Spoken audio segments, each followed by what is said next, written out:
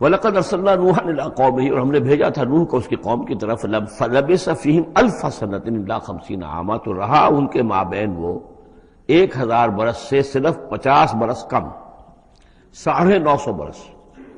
حضرت نوح کا ذکر کتنی مرتبہ آ چکا ہے، لیکن یہ بات پہلے کبھی نہیں کہی گئی، یہاں کیوں کہی گئی کہ اے مسلمانوں تم ابھی پریشان ہو گئے ہو،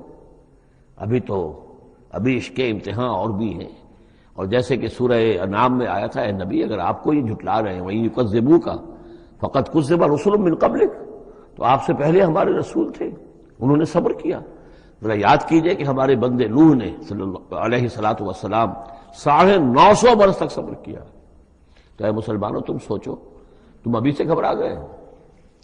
یہ موج پریشاں خاطر کو پیغام لبے ساحل نے دیا ہے، دور وصال بحر کبھی تو موجوں میں گھبرا بھی گئی۔